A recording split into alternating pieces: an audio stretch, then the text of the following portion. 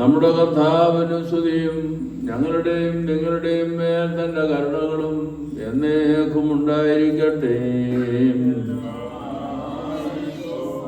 വിശുദ്ധ മത്തായി എഴുതിയ സുവിശേഷത്തിൽ നിന്നും.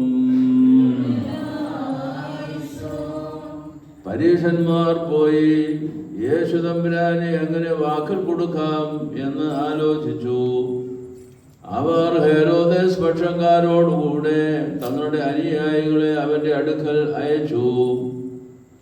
അവർ യേശു തമ്പുരാനോട്, ഗുരു, നീ സത്യവാനാണെന്നും ആരുടെയും മുഖം നോക്കാതെ ദൈവത്തിന്റെ മാർഗത്തെ സത്യമായി പഠിപ്പിക്കുന്നവരാണെന്നും ഞങ്ങൾ അറിയുന്നു. ആകയാൽ ഞങ്ങളോട് പറയുക, കൈസറിന് നികുതി കൊടുക്കുന്നത് വിഹിതമോ അല്ലയോ? നിനക്ക് എന്തു തോന്നുന്നു? യേശു തമ്പുരാൻ അവരുടെ ദുരുദ്ദേശം അറിഞ്ഞിട്ട്, കപടഭക്തരെ, നിങ്ങൾ എന്തിന് എന്നെ പരീക്ഷിക്കുന്നു? നികുതിക്കുള്ള ഒരു നാണയം എന്നെ കാണിക്കുക എന്ന് ആവശ്യപ്പെട്ടു. അവർ ഒരു ദീനാറോ അവനെ കാണിച്ചു. യേശു തമ്പുരാൻ അവരോട്, ഈ സ്വരൂപവും അതിന്മേലുള്ള ലിഖിതവും ആരുടേത് എന്ന് ചോദിച്ചു. കൈസറിൻ്റേത് എന്ന് അവർ പറഞ്ഞു.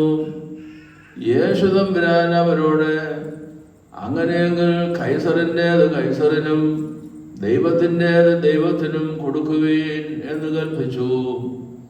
അവർ അത് കേട്ട് ആശ്ചര്യപ്പെട്ട് അവനെ വിട്ടുപോയി. മരിച്ചവർക്ക് പുനരുത്ഥാനമില്ലെന്ന് പറയുന്ന സാധൂഹ്യർ അന്ന് തന്നെ യേശു തമ്പുരാനെ സമീപിച്ച്, ഗുരു, ഒരുവൻ മക്കളില്ലാതെ മരിച്ചു പോയാൽ അവന്റെ ഭാര്യയെ അവന്റെ സഹോദരൻ വിവാഹം ചെയ്ത് സഹോദരന് വേണ്ടി സന്തതിയെ നിലനിർത്തണമെന്ന് മോശ പറഞ്ഞിട്ടുണ്ടല്ലോ.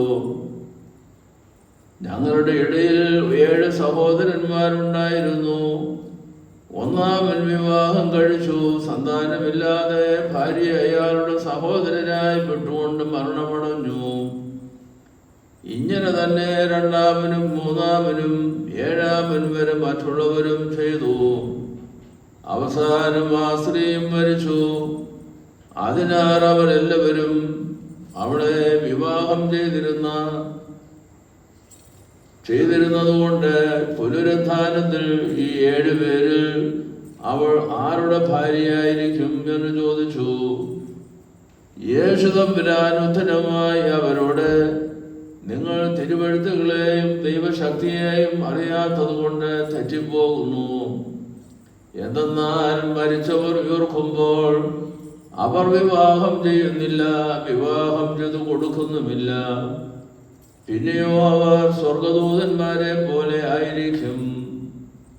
ഞാൻ അബ്രഹാമിന്റെ ദൈവവും ഇസഹാക്കിന്റെ ദൈവവും യാക്കോബിന്റെ ദൈവവുമാകുന്നുവെന്ന് മരിച്ചുപോയവരുടെ പുനരുത്ഥാനത്തെ പറ്റി ദൈവം നിങ്ങളോട് അരുളി ചെയ്തിട്ടുള്ളത് നിങ്ങൾ വായിച്ചിട്ടില്ലയോ? അവൻ മരിച്ചവരുടെ അല്ല, ജീവിച്ചിരിക്കുന്നവരുടെ ദൈവമാകുന്നു എന്ന് ഉത്തരം പറഞ്ഞു. അത് കേട്ടപ്പോൾ ജനം യേശു തമ്പുരാന്റെ ഉപദേശത്തെ കുറിച്ച് അത്ഭുതപ്പെട്ടു. നമ്മുടെ കർത്താവിന് വന്ദനം.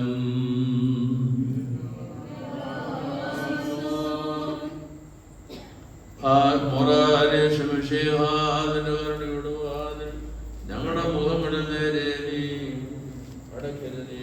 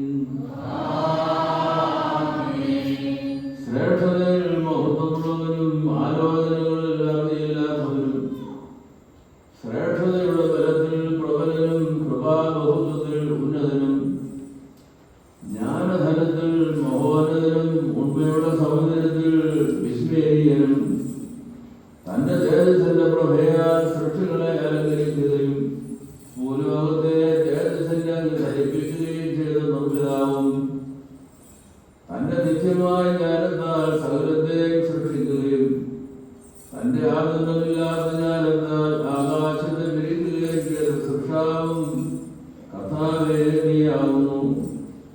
അബ്രഹാമിന്റെ പുത്രിയും വ്യഭിചാരിണിയുമായി വിവാഹം പറഞ്ഞ് നിശ്ചയിക്കപ്പെട്ട മണവാട്ടിയെ, അതായത് നിരസിക്കപ്പെട്ട സഭയെ അനുകരിക്കാനായി നിന്റെ പിതാവിനോടും പരിശുദ്ധാത്മാവോടും കൂടി മോശയ്ക്ക് ന്യായപ്രമാണം കൊടുത്തിട്ടുള്ളവൻ നീയാകുന്നു.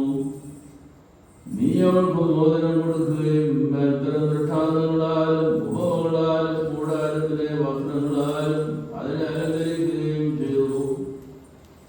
വാത്സല്യമുള്ള മക്കളെ പോലെ ന്യായപ്രമാണ പള്ളിയറയിൽ അടങ്ങി ഒതുങ്ങിയിരിക്കുന്നതിനായി ആദിവൃത്യമാകുന്ന മൂടുപടം കൊണ്ട് അവളെ നീ മൂടി.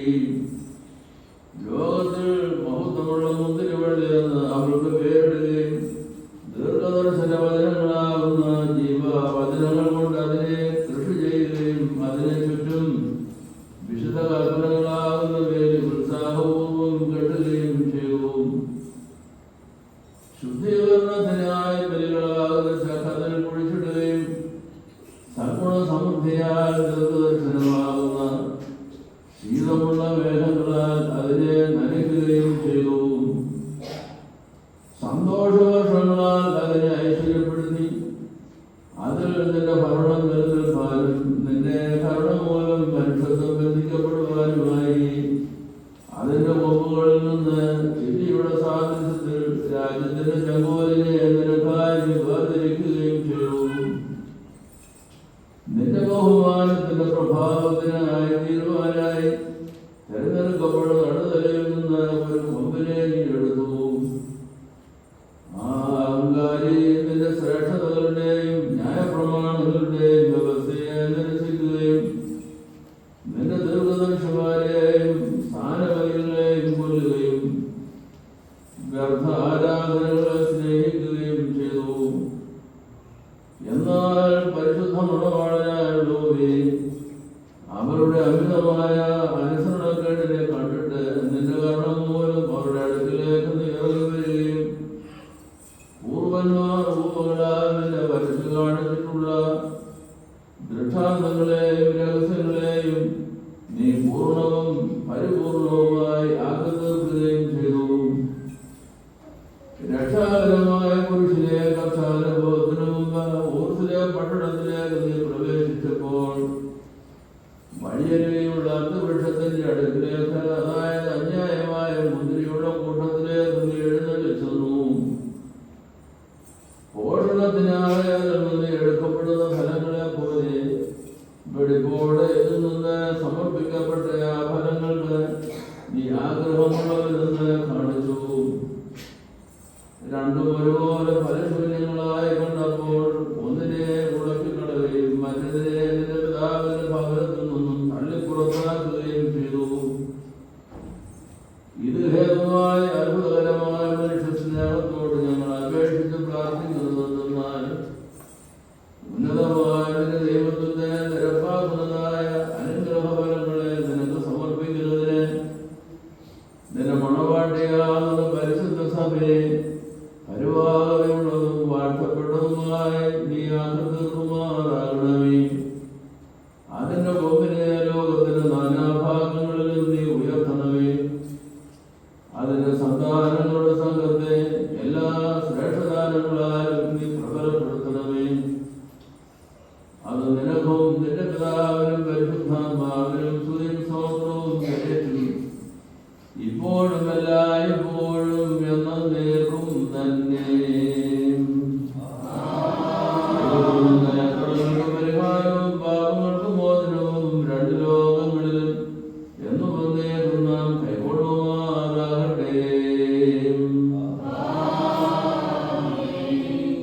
മനുഷ്യ സ്നേഹമുള്ളവരായ കർത്താവേ, യൂതജനം അസൂയയാൽ നിന്നെ നിരസിക്കുകയും നിന്നെ കൊല്ലുവാൻ ഒരുങ്ങുകയും നിന്റെ വലിയേറിയ രക്തത്തെ കൈക്കൂലിയാൽ വാങ്ങുകയും ചെയ്തു. അന്നിമുദ്ധം ജാതികളുടെ എല്ലാവർ ചിതറിക്കപ്പെട്ടു. പിതാവിനും പുത്രനും പരിശുദ്ധാത്മാവിനും സ്തുതി. ഇന്നേ ദിവസവും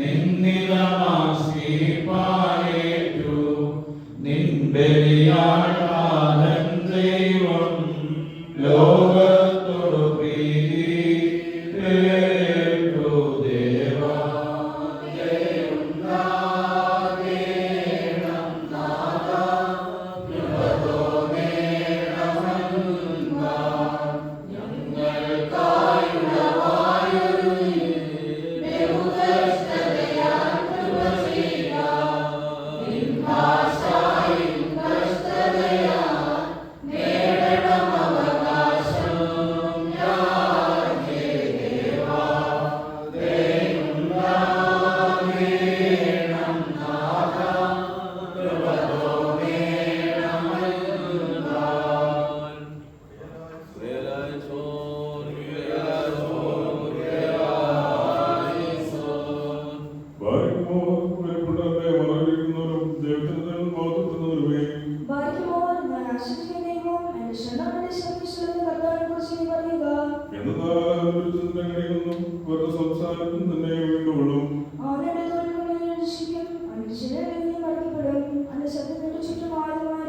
നീ രാത്രിയിലെ ഭയത്തിൽ നിന്നും പകർന്ന ആസത്തിൽ നിന്നും ഇട്ട് സഞ്ചരിക്കുന്ന വാതിൽ നിന്നും ഉച്ചയിലുള്ള കാറ്റിൽ നിന്നും ഭയപ്പെടുകയില്ല. അവ നിങ്ങളെയും കടുക്കുകയില്ല. എന്നാലോ നിന്റെ കണ്ണുകൾ കൊണ്ട് നീ കാണുക മാത്രം ചെയ്യും. ദുഷ്ടന്മാർക്കുള്ള പ്രതിഫലത്തെ നീ കാണും. ദോഷം നിന്നോട് അടുക്കുകയില്ല. ശിശുവിന്റെ വാസനത്തിന് സമീപിക്കുകയുമില്ല.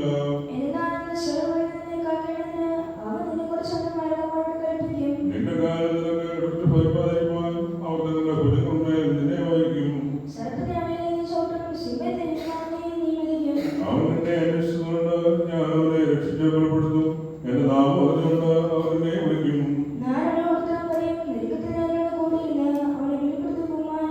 ദീർഘായുസ് കൊണ്ട് ഞാൻ അവനെ തൃപ്തിപ്പെടുത്തും. എന്റെ രക്ഷ അവനെ ഞാൻ കാണിക്കുകയും ചെയ്യും. എന്റെ സഹായം ആകാശവും ഭൂമിയും സൃഷ്ടിച്ച കർത്താവിന്റെ സന്നിധിയിൽ നിന്നാകുന്നു. എന്നാൽ ഇസ്രായേലിന്റെ കാവൽക്കാർ ഉറങ്ങുന്നൊന്നുമില്ല. പകലായിരുന്നെങ്കിലും രാത്രി ചന്ദ്രനെങ്കിലും നിന്നെ ഉപദ്രവിക്കുകയില്ല. അവൻ നിന്റെ ഗമനത്തെയും നിന്റെ ആഗമനത്തെയും ഇതുമുതലേക്കും കാത്തോളും.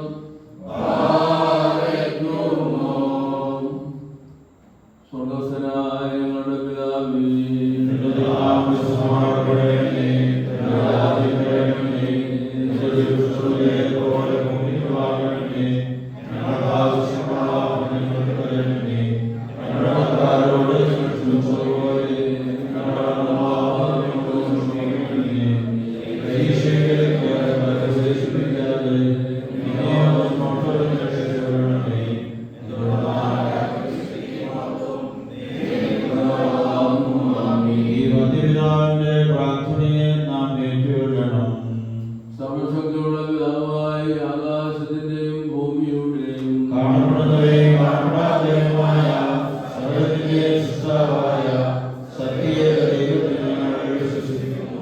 ദൈവത്തിന്റെ ഏകപുത്രനും സർവ്വലോകങ്ങളുടെ പിതാവും നിരീക്ഷകനും പ്രകാശമുള്ള പ്രകാശവും സത്യദൈവമുള്ള സത്യദൈവവും ജനിച്ചവനും സൃഷ്ടിക്കപ്പെടാത്തവനും സാരാംശത്തിൽ പിതാവിനോട് സമത്വമുള്ളവനും സകല സാരവും നിർമ്മിക്കപ്പെടുന്നവനും മനുഷ്യരായ ഞങ്ങൾക്ക് രക്ഷയ്ക്ക് വേണ്ടി തിരുമനസ്സാരപ്രകാരം സ്വർഗ്ഗത്തിൽ ഇറങ്ങി വിശുദ്ധ കുർബാനയിലും ദൈവമാതാവായ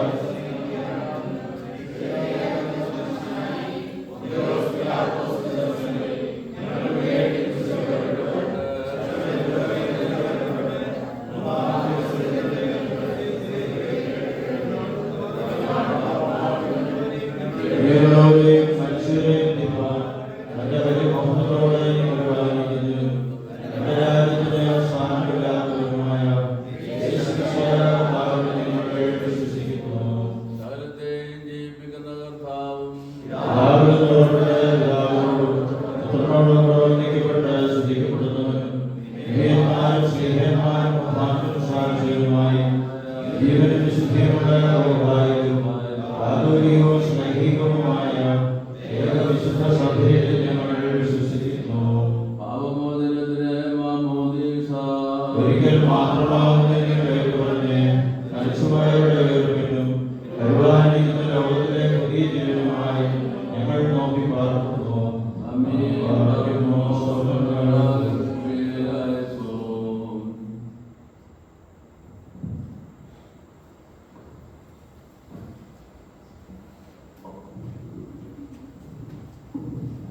എല്ലാവർക്കും അവിടെ ഇരിക്കാം. അപ്പോൾ ഇരിക്കുന്ന പുരുഷൻ ജീവനെ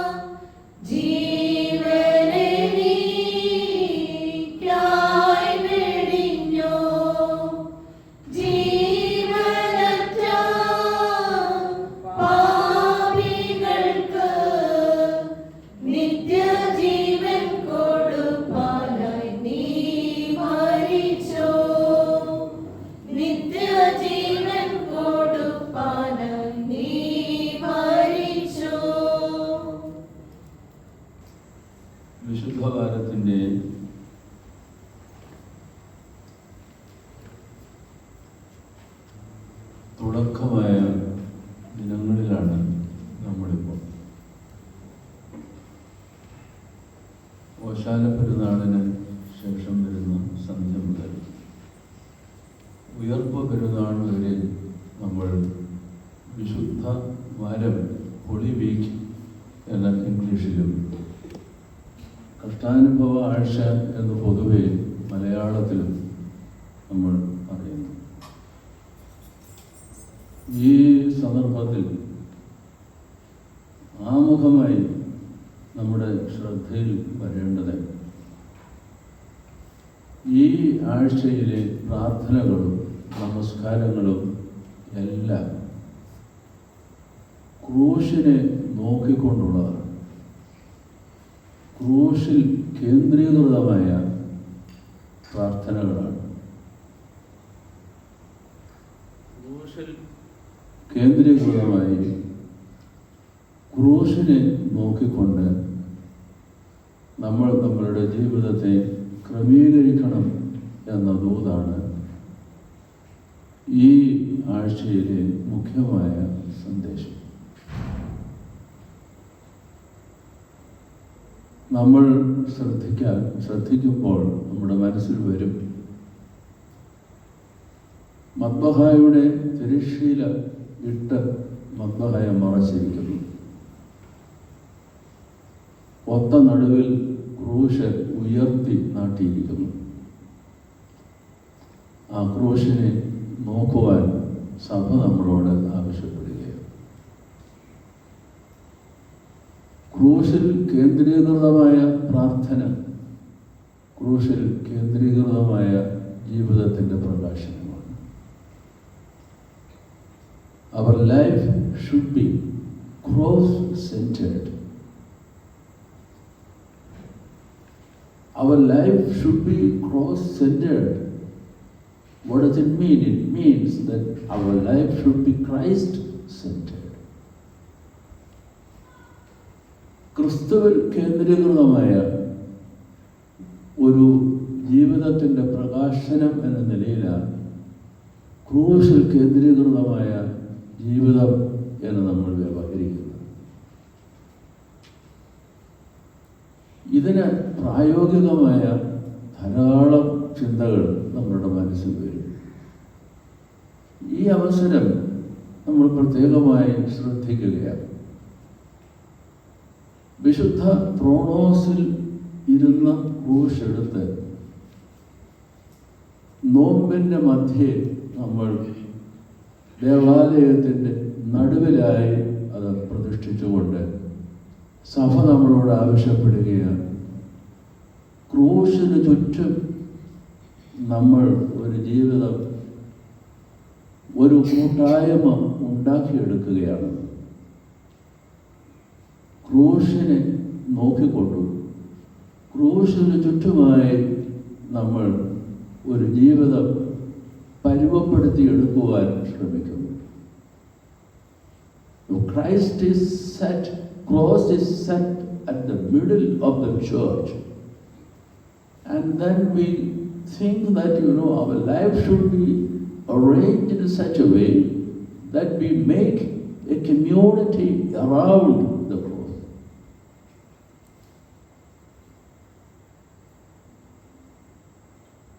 ആ ഒരു അഫർമേഷൻ ഊന്നൽ മാറ്റിക്കൊണ്ട് കുറച്ചുകൂടെ മെച്ചപ്പെടുത്തിക്കൊണ്ട് ക്രൂശിനെ നമ്മളുടെ മദ്ബഹായുടെ ഒത്ത നടുവിൽ വെച്ച് തിരശ്ശീലയിട്ടിട്ട് ത്രോണോസ് നോക്കുന്നില്ല. മദ്ബഹായിലേക്ക് നമ്മളുടെ ശ്രദ്ധ പോകുന്നില്ല.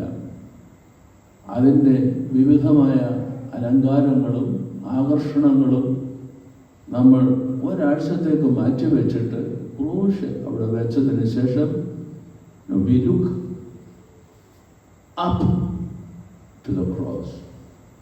Our eyes are set on the cross. നമ്മളുടെ കണ്ണുകൾ ക്രൂശിൽ മാത്രമായി പതിപ്പിക്കുകയാണ്. ഒന്നാമത്തത്,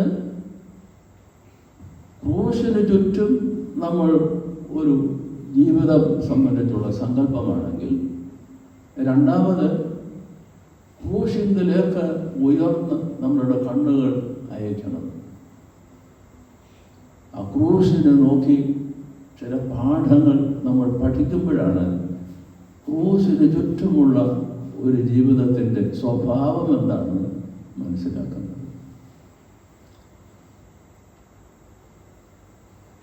പരിശുദ്ധനായ പൗലോസ് അപ്പോസ്തലൻ ഗലാത്യർക്ക് എഴുതുന്ന ലേഖനം 6-ാം അധ്യായം 14-ാം വാക്യത്തിൽ ഇങ്ങനെ പ്രത്യേകമായി കുറിച്ചു വയ്ക്കുന്നു. ഗലാത്യ ലേഖനം 6-ാം അധ്യായം 10-ാം വാക്യം. നിങ്ങളുടെ മലയാളമേ ഉള്ളൂ, ഇംഗ്ലീഷ് ഉണ്ട്. You have English Bible with you? No, you have bought your English Bible, brought English Bible? No. ഞാൻ കുഞ്ഞുങ്ങൾക്ക് വേണ്ടിയിട്ടും കൂടെ ഇംഗ്ലീഷും കൂടെ ചേർത്ത് പറയുന്നത്. Because I see some of the kids here, അതുകൊണ്ടും കൂടെയാണ്. ഗലാത്യ ലേഖനം 6-ാം അധ്യായം 14-ാം വാക്യം. എനിക്കോ നമ്മുടെ കർത്താവായ യേശുക്രിസ്തുവിന്റെ ക്രൂശിലല്ലാതെ പ്രശംസിപ്പാൻ ഇടവരരുത്. As for me, let me not boast of anything but the cross. അതിന് കാരണം എന്താ? അവനാൽ ലോകം എനിക്കും ഞാൻ ലോകത്തിനും ക്രൂശിക്കപ്പെട്ടിരിക്കുന്നു.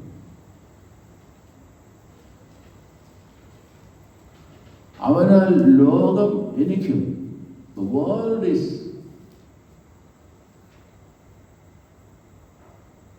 does not make any meaning in my life, and myself does not make any sense to the world.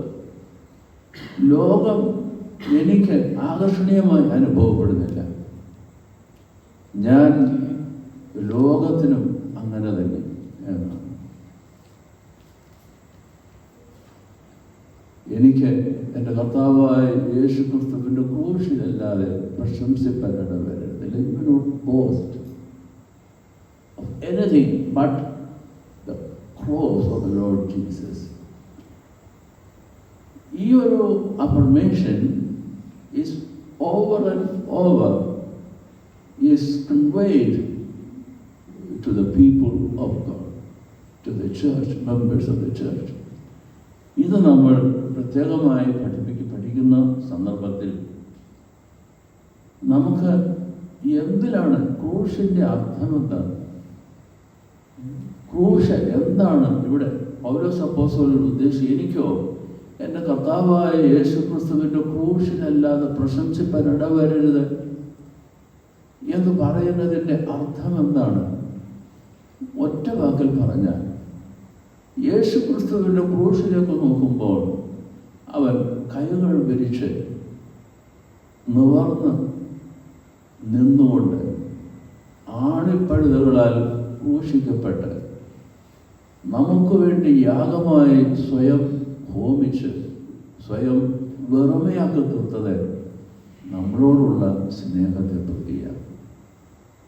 യേശുക്രിസ്തുവിൻ്റെ ക്രൂശിലേക്ക് നോക്കുമ്പോൾ ഒരു വാചകത്തിൽ നമുക്കതിനെ സംക്ഷേപിച്ച് പറയുന്ന പക്ഷം പരമമായ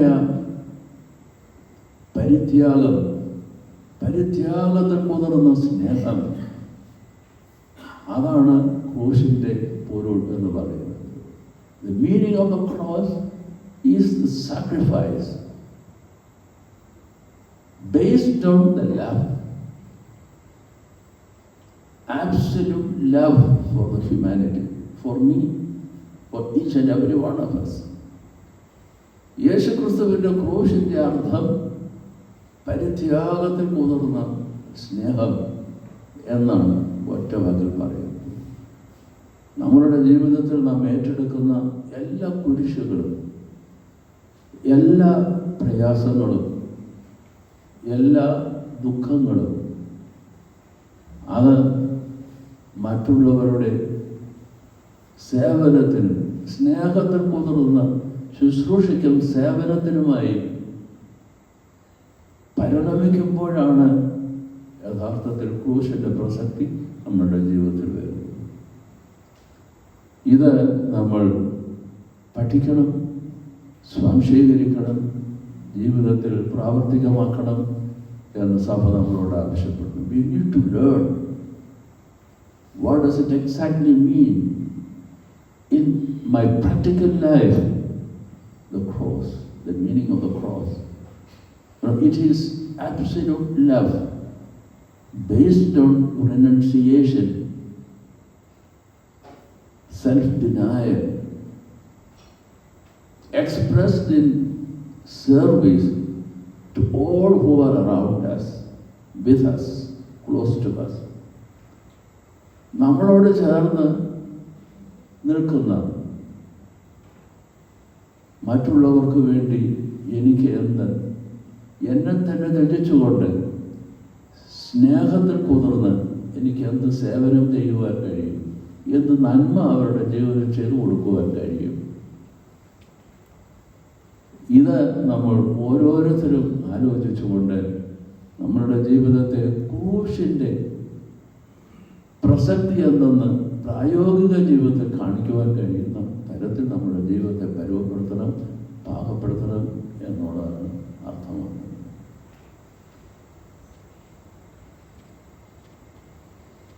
യേശുക്രിസ്തുവിൻ്റെ ക്രൂശിനെ നോക്കിക്കൊണ്ട്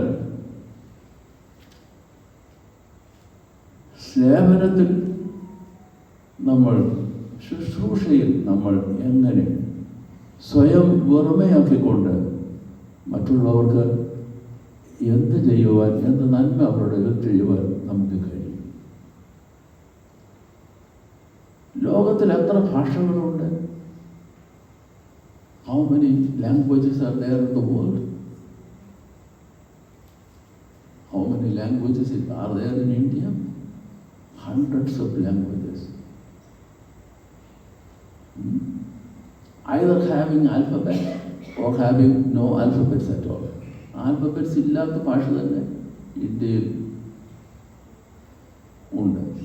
സ്ലാങ്ങുകൾ തന്നെ, ഒരു ഭാഷയ്ക്ക് തന്നെ പല സ്ലാങ്ങുകളുണ്ട്. അതവിടെ നിൽക്കട്ടെ, ലോകത്തിൽ ഒരു ഭാഷയേ ഉള്ളൂ. There is only one and only one language in the world, precisely, and that is the language of love. The language of love.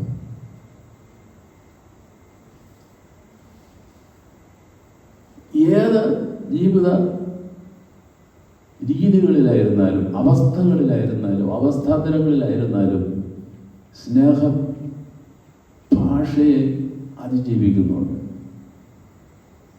ഭാഷ പൊലിഞ്ഞു പോകുന്ന സ്നേഹത്തിൻ്റെ പ്രകാശനങ്ങളുണ്ട്. ഭാഷ ആവശ്യമേ ഇല്ല. പലപ്പോഴും we are thinking about communication.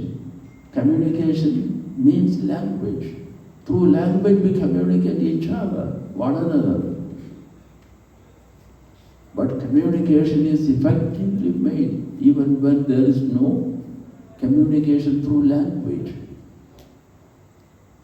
ഭാഷയില്ലാതെ തന്നെ എത്രയധികം കമ്മ്യൂണിക്കേഷൻസ് ലോകത്തിൽ ഇന്നുണ്ടാകുന്നുണ്ട് എന്ന് നമ്മൾ ചിന്തിക്കേണ്ടത്.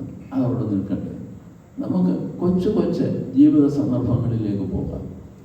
ഇന്ന് സന്ധ്യയ്ക്ക് ക്രൂശിലേക്ക് നോക്കിക്കൊണ്ട് സ്നേഹത്തിൻ്റെ പ്രകാശനങ്ങൾ,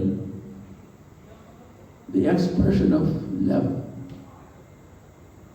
what all are there? Numerous expressions of love. And let us look on the cross and pick up some of the instances. കുറച്ച് ഉദാഹരണങ്ങൾ നമുക്ക് പെറുക്കിയെടുത്ത് അതേക്കുറിച്ച് ഒരു അല്പസമയം ചിന്തിക്കാം എന്നാണ് ഞാൻ ആഗ്രഹിക്കുന്നത്. ഒരുപാട് ദീർഘിക്കാനും പാടുള്ളതല്ല. നിങ്ങൾക്ക് നാളെ പ്രവൃത്തി ദിനം കൂടെ ആണെന്ന് എനിക്ക് നന്നായിട്ട് അറിയാം.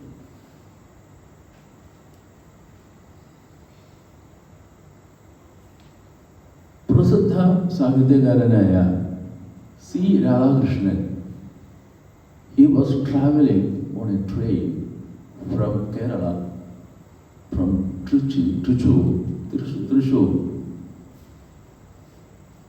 തൃശ്ശൂരിൽ നിന്ന് ബംഗാളിലേക്ക്, കൽക്കത്തയിലേക്ക് അദ്ദേഹം യാത്ര ചെയ്യുകയാണ്.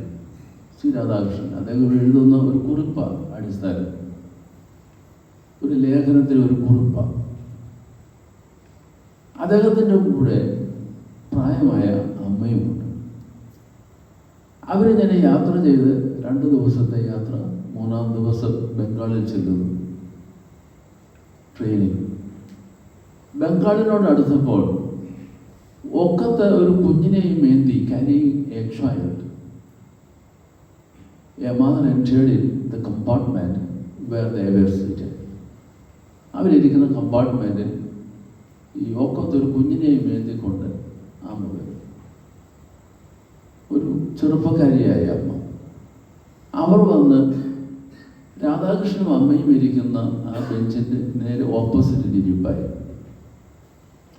ആ കുഞ്ഞ് മുഖം നോക്കുമ്പോൾ നല്ല ചന്തമുള്ള, കുസൃതിയുള്ള, അതേസമയം തന്നെ ഉന്മേഷവാനായ ഒരു കുഞ്ഞിൻ്റെ മുഖം. അപ്പോൾ തീർച്ചയായിട്ടും പ്രായമുള്ള അമ്മയ്ക്ക് അത് സന്തോഷമായി. 2 ദിവസം കഴിഞ്ഞു. അപ്പോൾ ഇച്ചിരി ബോറായി. ആ കുഞ്ഞിനെ കണ്ടപ്പോൾ ആ മുഖത്തെ ഐശ്വര്യവും കുസൃതിയും ഒക്കെ കണ്ടപ്പോൾ അമ്മ ഒരല്പം, രാധാകൃഷ്ണൻ്റെ അമ്മ, പ്രായമുള്ള അമ്മയ്ക്ക് ഒരു ചുണ. അപ്പോൾ ഇങ്ങനെ കുഞ്ഞിനെ നോക്കിക്കൊണ്ടിരിക്കുന്നു. പക്ഷേ ആ കുഞ്ഞിൻ്റെ അമ്മയുടെ കരങ്ങളിലാണ് ആ കുഞ്ഞ്. പക്ഷെ അമ്മയ്ക്ക് ആകെപ്പാടെ അറിയാവുന്നത് ഇംഗ്ലീഷും ഹിന്ദിയും ഒന്നും അറിയാൻ പാടില്ല. അമ്മയ്ക്ക് അപ്പാടെ അറിയാവുന്നത് വടക്കൻ കേരളത്തിലെ മലയാളം. രാധാകൃഷ്ണൻ്റെ അമ്മയ്ക്ക്. ഈ കുഞ്ഞിൻ്റെ അമ്മയ്ക്ക് ഗ്രാമീണ ബംഗാളിയും. അപ്പോൾ എന്തെങ്കിലും ഒന്ന് മിണ്ടിയാൽ കൊള്ളാം, പക്ഷെ എങ്ങനെ മിണ്ടാന്? പക്ഷേ കുറച്ച് കഴിഞ്ഞു അവർ യാത്ര ചെയ്ത് കുറച്ചങ്ങോട്ട് മുമ്പോട്ട് പോയപ്പോൾ ഈ കുഞ്ഞിനെ ഏന്തിക്കൊണ്ടു പോകുന്ന അമ്മ അവരെവിടെ പോവുക, എന്തിനു പോവുക, ഈ കയ്യിലിരിക്കുന്ന കുഞ്ഞ് എങ്ങനെയാ എന്നുള്ളതൊക്കെ ഗ്രാമീണ ബംഗാളി മാത്രം അറിയാവുന്ന പ്രായക്കുറവുള്ള യുവതിയായ അമ്മയിൽ നിന്ന് വടക്കൻ മലയാളം മാത്രം അറിയാവുന്ന രാധാകൃഷ്ണൻ്റെ അമ്മ അത് മുഴുവനും മനസ്സിലാക്കുവാൻ കഴിയുന്നുവെന്നാണ് രാധാകൃഷ്ണൻ കുറിച്ചു വയ്ക്കുന്നത്. ചുരുക്കത്തിൽ ഈ കുഞ്ഞ് ഒരു സിദ്ധവൈദ്യനെ കാണിക്കാനായിട്ട് അമ്മ കൊണ്ടുപോവുക, ബംഗാളിൽ തന്നെ കൽക്കട്ടയിൽ ഗ്രാമഭാഗത്തേക്ക് പോവുക. ആ കുഞ്ഞൊന്ന് മിടുക്കൻ, സുന്ദരൻ, സമർത്ഥൻ. പക്ഷേ വല്ലാതൊന്ന് വീണതിൻ്റെ ഫലമായി ഈ അരയ്ക്ക് കീഴെ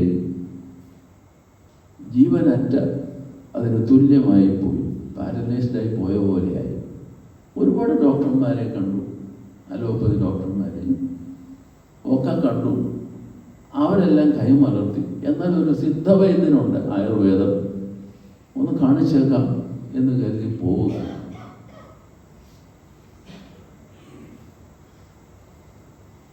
ഈ യുവതിയായ ബംഗാളി സ്ത്രീ അവരുടെ കുഞ്ഞിനെ സംബന്ധിച്ചുള്ള കഥ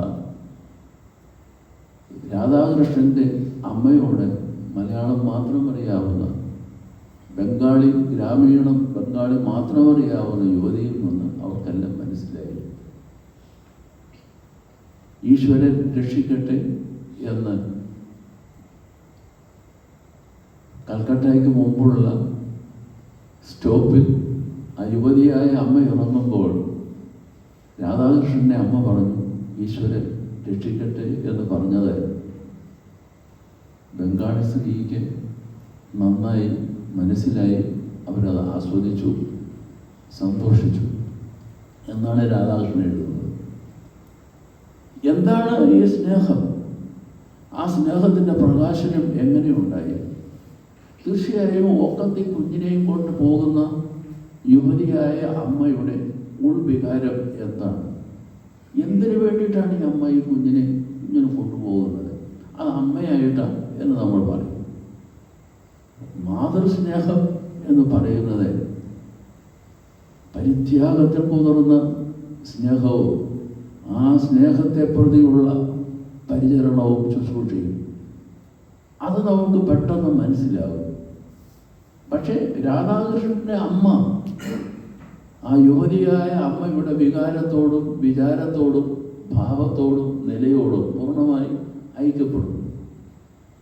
അത് മനസ്സിലാകുന്നു.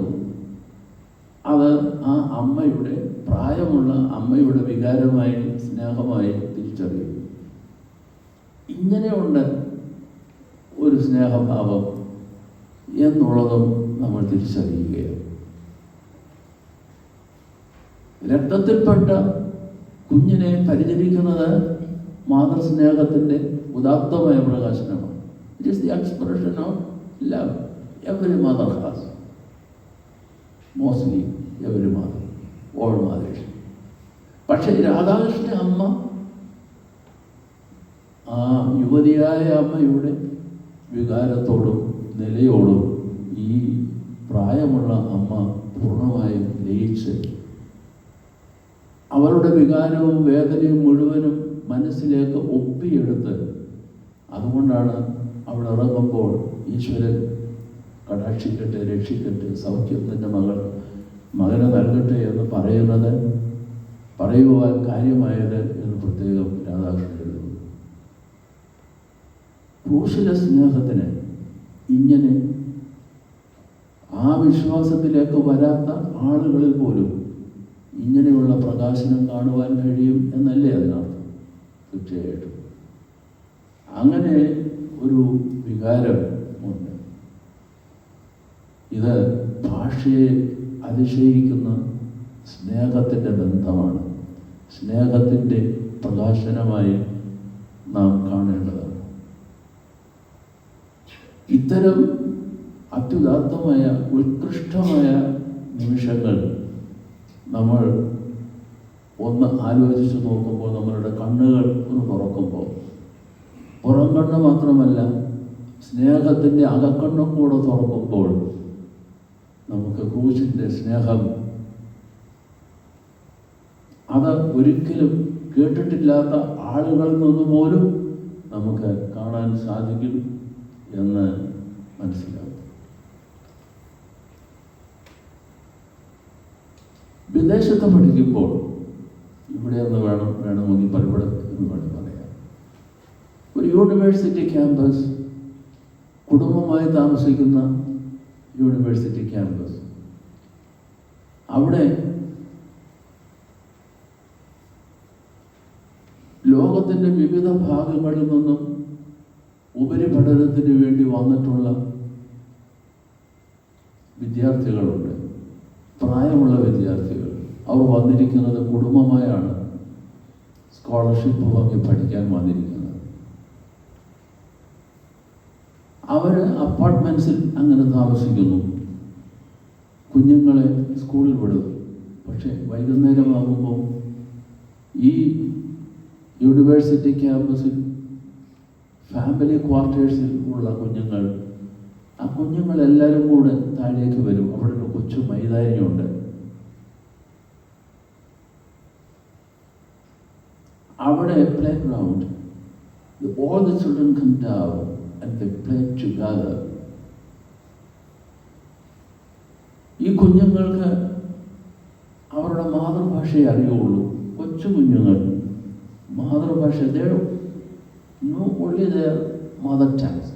കുറച്ചുകൂടെ കഴിയുമ്പോൾ അവർ ആ നാട്ടിലെ സ്കൂളുകളിലൊക്കെ പോയി തുടങ്ങുമ്പോൾ, when they go to the schools, they study the language of the country where they are. പക്ഷെ അതുവരെ ഈ കുഞ്ഞുങ്ങൾ ഒത്തുകൂടുന്നു. ഭാഷ അങ്ങോട്ടും ഇങ്ങോട്ടും അറിയാൻ പാടില്ല. പക്ഷെ അത്ഭുതമെന്ന് പറയാം, ഈ കുഞ്ഞുങ്ങൾ കുറച്ച് കഴിയുമ്പോൾ അവർ അങ്ങോട്ടും ഇങ്ങോട്ടും അവർ കമ്മ്യൂണിക്കേഷൻ നടത്തുന്നു. അവർ ഒന്നിച്ച് കളിക്കും, കളിയിൽ അവർ ജയിക്കും, ഒന്നായി കളിക്കും. ഒന്നുകിൽ അവർ ജയിക്കും അല്ലെങ്കിൽ തോൽക്കും. പക്ഷേ communication is already made between kids. അതെങ്ങനെ സാധിക്കുന്നത്? അതിന് പറയുന്നത് നിഷ്കളങ്കതയുടെ സ്നേഹം എന്ന് നമുക്ക് തന്നെ കൊടുക്കാറുണ്ട്. എവിടെയാണോ കളങ്കമില്ലാതെ കാണാനാവുക, അവിടെ സ്നേഹം പെട്ടെന്ന് അങ്ങോട്ടും ഇങ്ങോട്ടും രുചിച്ചറിയാനും ആ സ്നേഹത്തിൻ്റെ ബന്ധത്തിൽ കൂടി വരാനും സാധിക്കുമെന്നുള്ള പാഠമാണ്. സാധാരണ കാണുന്ന കാര്യമാണ് പറയാൻ. എങ്ങനെയാണ് ഈ കുഞ്ഞുങ്ങൾ ഇത്ര പെട്ടെന്ന് അവരുടെ ഭാഷ അറിയാൻ പാടില്ലെങ്കിലും അവരുടെ ഹൃദയം അങ്ങോട്ടും ഇങ്ങോട്ടും മനസ്സിലാക്കാനും അതനുസരിച്ച് how can they make A team themselves without knowing a language? You can make a team yourself even without knowing language. ഭാഷ അറിയാതെ തന്നെ നിങ്ങൾക്കൊരു ടീമായി പ്രവർത്തിക്കാനും കളിക്കാനും സാധിക്കും. If you are innocent enough. നിഷ്കളങ്കരാണോ കമ്മ്യൂണിക്കേഷൻ എളുപ്പമാവുകയും ഐക്യം സംജാതമാവുകയും ചെയ്യും. യേശുക്രിസ്തുവിൻ്റെ ക്രൂശിനെ നോക്കി ഇത്തരം പ്രകാശനങ്ങൾ ബുദ്ധി കൊണ്ടല്ല, ജീവിതത്തിൽ സാധാരണയായി നമുക്ക് കണ്ടെത്താൻ കഴിയുന്നതാണ്. ഭാഷയെ അതിജീവിക്കുന്ന സ്നേഹം. ഞാൻ ജീവിച്ചത് ഒരു ഗ്രാമത്തിലാണ്. While I was born in a countryside. Adjacent to the countryside, there was forest area. അവിടെ ഫോറസ്റ്റ് മാത്രമല്ല, റബ്ബർ എസ്റ്റേറ്റ് ഉള്ള ധാരാളം ഏക്കറുകളോളമുള്ള റബ്ബർ എസ്റ്റേറ്റ് ഉള്ള സ്ഥലം, അതിനോട് ചേർന്നൊരു ഗ്രാമത്തിൽ ഞാൻ ജീവിച്ചു. റബ്ബർ എസ്റ്റേറ്റുകളുടെ നടുവിൽ ലയങ്ങളുണ്ട്, ക്വാർട്ടേഴ്സുണ്ട്. ഇതിന് മലയാളം സായിപ്പന്മാർ അതിന് മലയാളം കണ്ടെത്തിയത് ലയം എന്നാണ്. ഇംഗ്ലീഷുകാരുടെ ഫോറസ്റ്റുകളാണ്, ഫോറസ്റ്റ് അല്ല, ഇംഗ്ലീഷുകാരുടെ റബ്ബർ എസ്റ്റേറ്റുകളാണ്. അതിനകത്ത് ഈ റബ്ബർ ടാപ്പിംഗ് നടത്തുന്ന ആളുകൾക്ക് താമസിക്കാൻ, കുടുംബമായി താമസിക്കാനുള്ള സംവിധാനമാണ് ലയങ്ങളെന്ന് അവിടെ ഒരു പേര് പറയും. ക്വാർട്ടേഴ്സ് മലയാളത്തിൽ ലയങ്ങളെന്നാണ് പറയുന്നത്. ഒരു വീട്, അതിനടുത്ത വീട്, അതിനടുത്ത വീട്, ഇങ്ങനെ താമസിക്കുമ്പോൾ ഒരു വീട്ടിൽ താമസിക്കുന്ന ഭാര്യ, ഭർത്താവ്, കുഞ്ഞുങ്ങൾ, ഒരു ഭിത്തിയേ ഉള്ളൂ. ആ ഭിത്തിയോട് ചേർന്ന് വേറൊരു കുടുംബം താമസിക്കുന്നു. ഉറക്കെ ഒന്ന് ചുണ്ടി പിടിച്ച് ദേഷ്യപ്പെട്ടാൽ അടുത്ത വീട്ടിലാണ് കേൾക്കാൻ പോകും. പക്ഷെ അവർ ഐക്യത്തിൽ, ഓരോ കുടുംബവും അവരുടെ ഐക്യത്തിൽ കഴിയും. അപ്പം ഞാൻ ആലോചിച്ചിട്ടുണ്ട്, എന്തുകൊണ്ടാണ് ഈ ക്വാർട്ടേഴ്സ് എന്നുള്ളത് മനസ്സിലാവും, പക്ഷെ എന്തുകൊണ്ട് ഈ ലയം എന്ന് പേര് കൊടുത്തിരിക്കുന്നു? എന്തുകൊണ്ടാണ് ലയം എന്ന് പേര് കൊടുത്തിരിക്കുന്നത്? ലയം എന്ന വാക്കിൻ്റെ അർത്ഥം അറിയാമോ നിങ്ങൾക്ക്? മലയാളം അറിയാവുന്നവരാണോ? പ്രായമുള്ളവരോടാണ് ചോദിക്കുന്നത്. ലയം എന്ന വാക്കിൻ്റെ അർത്ഥം എന്തുവാ? ലയിച്ച് ജീവിക്കുന്നു എന്നാണ് അർത്ഥം, യോജിച്ച് ജീവിക്കുന്നു എന്നാണ് അർത്ഥം. ലയം എന്ന് പറഞ്ഞാൽ അവിടെ താമസിക്കാൻ വരുമ്പോൾ തന്നെ അവർക്ക് കൊടുക്കുന്ന ഒരു സന്ദേശം ആ വാക്കിലുണ്ട്. എന്താണ് അർത്ഥം? ഭാര്യയും ഭർത്താവും കൂടെ യോജിച്ച് ജീവിച്ചോണം. യോജിച്ച് ജീവിക്കാൻ വയ്യെങ്കിൽ അതിനടുത്ത വീട്ടിലെ ആളുകൾ റബ്ബർ എസ്റ്റേറ്റ് മുതലാളിയോട് പറയും, നോക്കുന്നവരോട് പറയും, ഇയാൾ ഇവിടെ താമസിച്ച് ശരിയാവില്ല, യു വിൽ ബി ഔട്ട്, പൊക്കോണം എന്നാണ് അർത്ഥം. ഈ വീടിന് വേറൊരു പര്യായമുണ്ട്. അപ്പം ലയം വെറുതെ വന്നതല്ല, വീടിന് വേറൊരു വാക്കുണ്ട്. എന്തുവാ? ആലയം. ആലയം എന്ന് പറഞ്ഞാൽ എന്തു അർത്ഥം? ലയിച്ച് ജീവിക്കുന്നത് എവിടെയോ അവിടെയാണ്, അതാണ് ആലയം. അപ്പൊ ഈ ദേവാലയവും ദൈവം വസിക്കുന്നത് കൊണ്ട്. പക്ഷെ ദേവാലയത്തിന് ഇച്ചിലൂടെ ഒരു അർത്ഥമില്ലയോ? എന്തുവാണ് അർത്ഥം?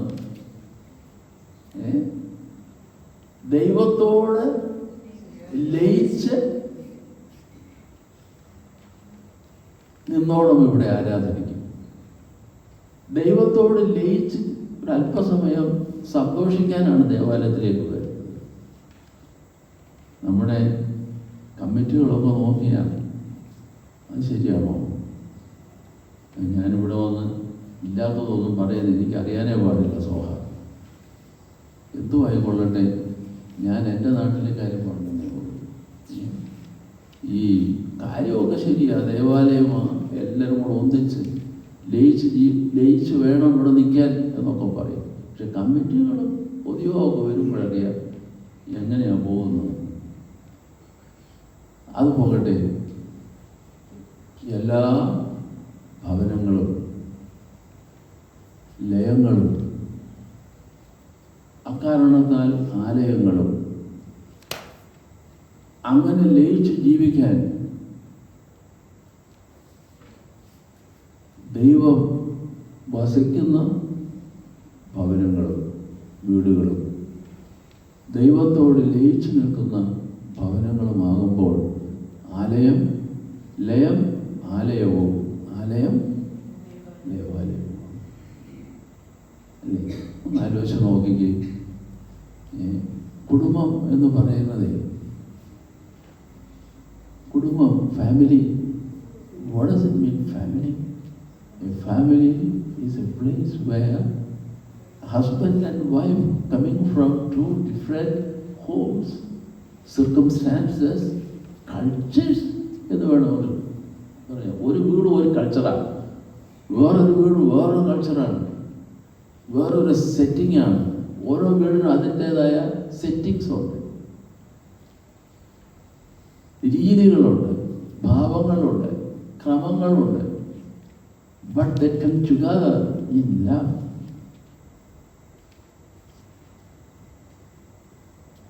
If so, അങ്ങനെയാണെങ്കിൽ അവർ ഒന്നിച്ചു വന്ന് സ്നേഹത്തിൽ ഒന്നിച്ച് താമസിക്കുമ്പോൾ അവിടെ ലയമുണ്ടാവുകയും ആ ലയം ആലയമായി മാറുകയും അവിടെ ദൈവം ഇറങ്ങി വസിക്കുകയും ചെയ്യും. അല്ലെങ്കിൽ ദൈവം വസിക്കാൻ അവർ ദൈവത്തെ വിളിച്ച് അവിടെ കൊണ്ടുവരും. അവിടെ യഥാർത്ഥത്തിൽ പുരുഷനുണ്ട്, രണ്ടർത്ഥത്തിലുമുണ്ട്. വേദനകൾ, ഒരാളുടെ ജീവിതത്തിലെ പ്രതിസന്ധികൾ, വേദനകൾ, ഭർത്താവിൻ്റെ ഭാര്യയുടെ ആ വേദനകൾ അങ്ങോട്ടും ഇങ്ങോട്ടും വഹിക്കുവാനുള്ള സഹിഷ്ണുതയും ആ വേദനകളുടെ മധ്യേ പരസ്പരം ശുശ്രൂഷിക്കുവാനുള്ള തയ്യാറും അത്ര ആഴമായ സ്നേഹവും വരുമ്പോൾ അത് വെറും ലയവും ആലയവും മാത്രമല്ല, അത് ദേവാലയമായി മാറും. ഇവിടെയാണ് സാധാരണ ജീവിതത്തിൽ പുരുഷന്റെ പ്രമാണം നമ്മൾ അനുഭവിച്ചു തുടങ്ങുന്നത്. ക്രൂശിൻ്റെ പ്രമാണമാണത്, ക്രൂശിൻ്റെ പ്രമാണം. ആ പ്രമാണം നാം അറിയാതെ തന്നെ നാം സ്വാംശീകരിച്ച് അങ്ങനെ ദൈവഭവനങ്ങളായി നമ്മൾ മാറ്റുകയാണ്. അപ്പോൾ ലയിച്ച് ജീവിക്കുന്നിടം ആലയവും ദേവാലയവുമായി മാറും, സംശയവും.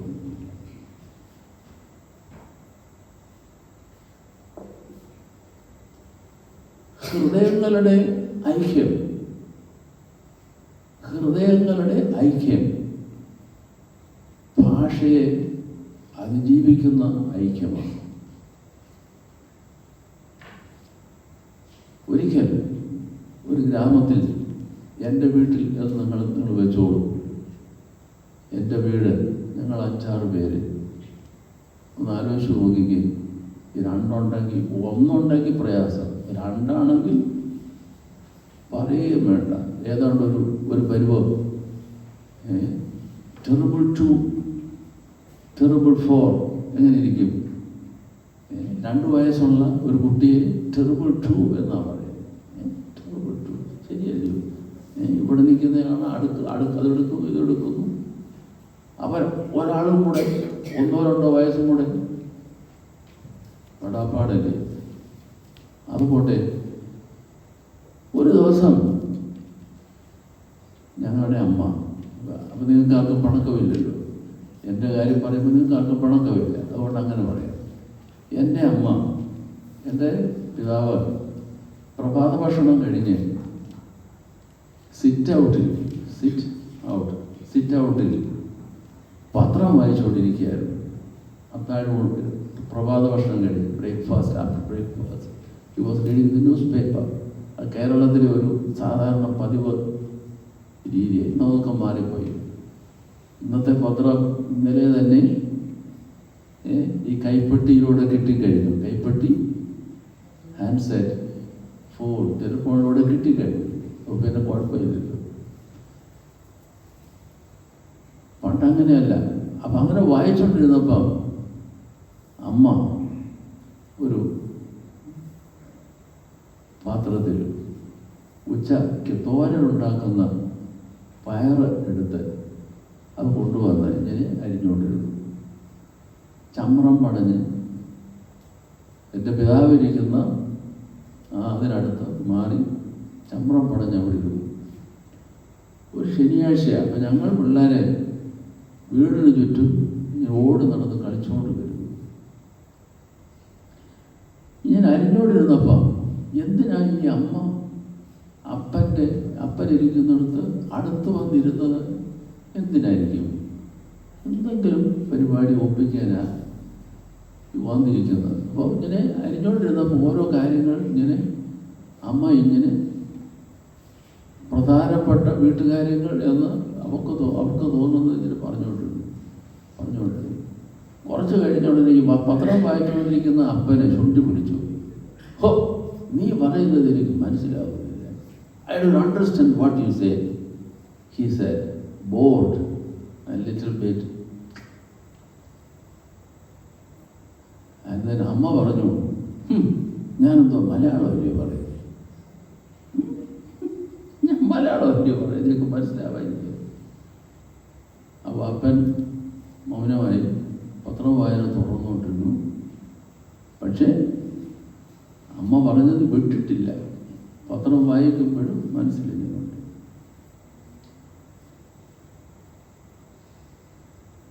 അത് കഴിഞ്ഞതിന് ശേഷം അപ്പനതിന് മറുപടിയൊക്കെ പറഞ്ഞു. മറുപടി പറഞ്ഞത് ഒട്ടും തന്നെ പിടിക്കാതെ ഈ പാത്രവും എല്ലാം എടുത്ത് അമ്മ അടുക്കളയിലേക്കും പോയി ഏതാണ്ടൊക്കെ പറഞ്ഞു. അപ്പോൾ ദേഷ്യമാണ്. രണ്ടുപേരും ഉറക്ക വർത്താനമൊക്കെ പറഞ്ഞ് ദേഷ്യമായി. ഇപ്പം ഞങ്ങളിങ്ങനെ ഈ ഉറക്ക കേൾക്കുമ്പോൾ അപ്പനും അമ്മയും ഉറക്ക സംസാരിക്കുമ്പോൾ ഞങ്ങൾക്ക് കൗതുകമാണ്. കളിച്ചോണ്ടിരുന്ന ഞങ്ങളെല്ലാം എൻ്റെ ചേട്ടൻ കുസൃതിയാണ്. അതിന് താഴെയുള്ള ആളിനോട് പറഞ്ഞു, എന്തുവാ ഈ ശബ്ദം? ഞാൻ പറഞ്ഞു, പെങ്ങൾ പറഞ്ഞു, എനിക്ക് മനസ്സിലാവുന്നില്ല. നിനക്കെന്താ മനസ്സിലാവാതിരിക്കാൻ? മലയാളമല്ലയോ അവർ പറയുന്നത്? അപ്പം മലയാളമല്ലയോ? See, what is happening? What is the problem? Is it language or the unity of hearts? What's the problem in the home? എന്താ പ്രോബ്ലം? സൗന്ദര്യമില്ലയോ? അവൻ സുന്ദരനല്ലേ? അവൾ സുന്ദരിയല്ലയോ? അവന് ജോലിയില്ലയോ? അവൾക്ക് ജോലിയില്ലയോ? രണ്ടുപേരും ശമ്പളം വാങ്ങിച്ചുകൊണ്ട് വരുന്നില്ലയോ? ഒരാൾക്ക് ജോലി ഇല്ലേലും കുഴപ്പമില്ല, എന്നാലും ജീവിച്ചു പോകാമല്ലോ. എന്താ കുഴപ്പം? സാർ ചോദിക്കുന്നു, what is missing at home? നമ്മൾ ചോദിക്കേണ്ട ചോദ്യം, what is missing at home? The centrality of cross, the centrality of Christ. Very often we miss Christ in our own home. We miss the message of the cross from our home. യേശു ക്രിസ്തുവിനെ നമ്മുടെ ഭവനങ്ങളിൽ നമുക്ക് നഷ്ടപ്പെടുന്ന നിമിഷങ്ങളുണ്ട്. ക്രൂശിൻ്റെ പ്രമാണം നഷ്ടപ്പെടുന്ന നിമിഷങ്ങൾ. ആ പ്രമാണത്തിൽ ജീവിക്കാൻ കരം കോർത്ത് ദൈവസന്നിധിയിൽ പ്രതിജ്ഞാബദ്ധമാകുന്ന ദമ്പതിമാർക്ക് നഷ്ടമായി പോകുന്ന നിമിഷങ്ങൾ കുടുംബങ്ങളിൽ ഉണ്ടാകുന്നു.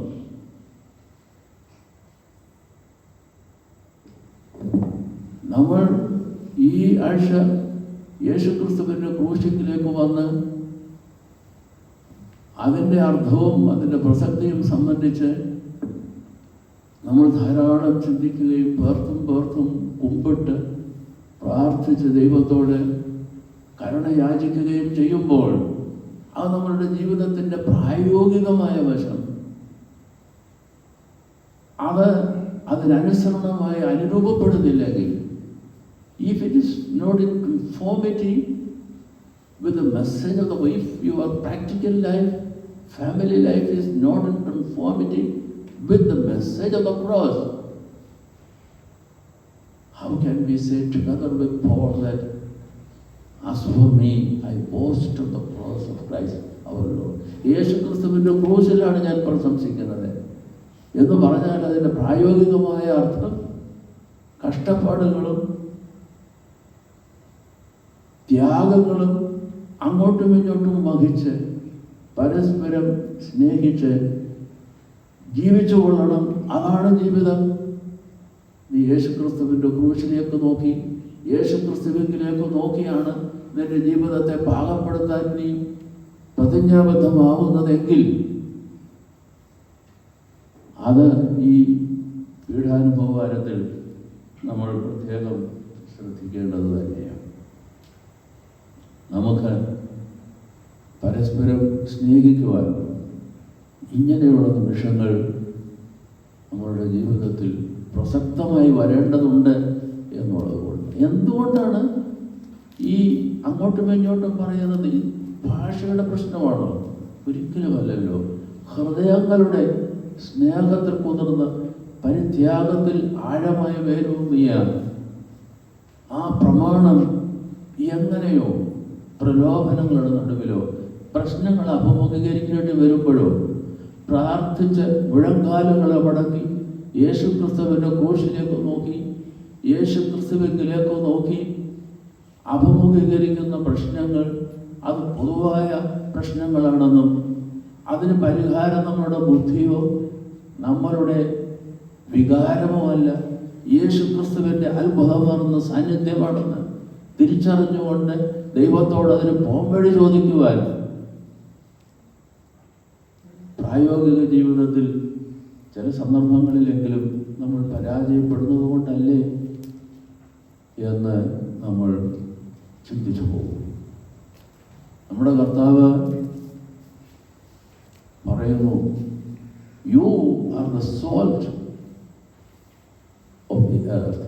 നീ ഭൂമിയുടെ ഉപ്പാകുന്നു എന്ന് പറഞ്ഞു. What does it mean? നീ ഭൂമിയുടെ ഉപ്പാകുന്നു എന്ന് പറഞ്ഞാൽ എന്താണ് അർത്ഥം? എന്താണ് അർത്ഥം? നീ ഭൂമിയുടെ ഉപ്പാണെന്ന് പറഞ്ഞാൽ എന്ത് പറഞ്ഞു? നീ വീട്ടിലെ ഉപ്പാണ് എന്ന് പറഞ്ഞാൽ എന്താണ് അർത്ഥം?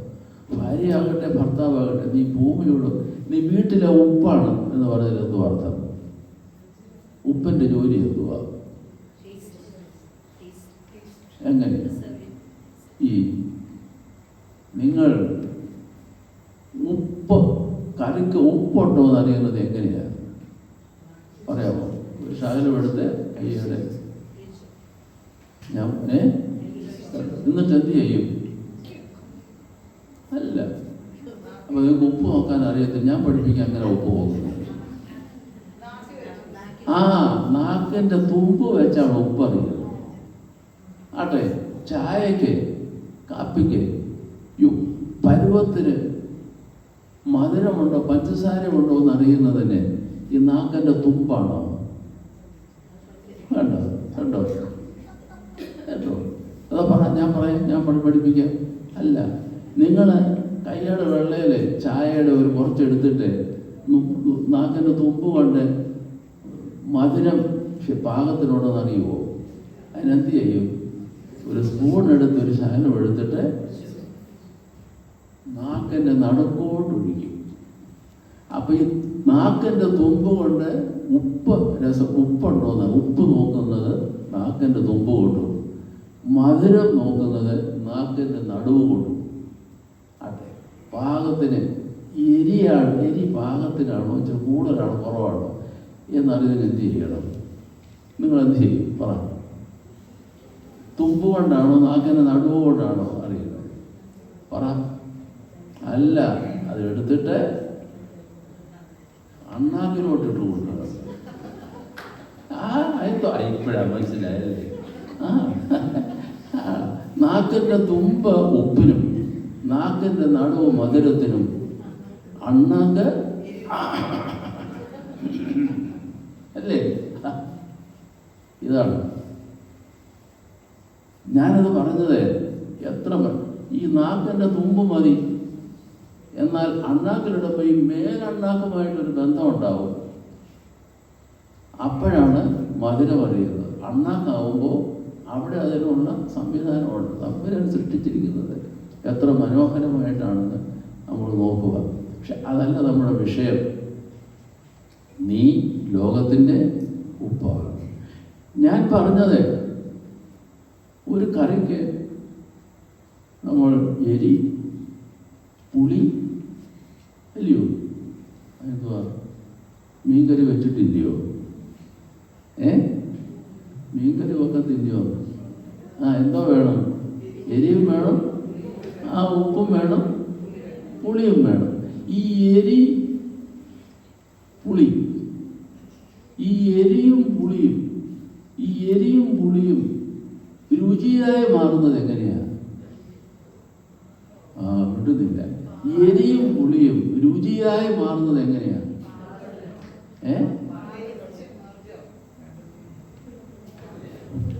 ഉപ്പ് കൊണ്ടാണ്. ഉപ്പ് പാകത്തിന് ഒഴിക്കുമ്പോൾ എരിയും പുളിയും രുചിയായി മാറും. എരി തന്നെയായാൽ ശരിയാവുന്നില്ല, പുളി തന്നെയായാലും ശരിയാവുകയില്ല.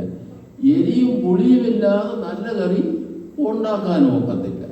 ഈ നല്ല കറി, എരിയും പുളിയുമുള്ള നല്ല കറി ഉണ്ടാക്കണമെങ്കിൽ എന്ത് ചെയ്യും?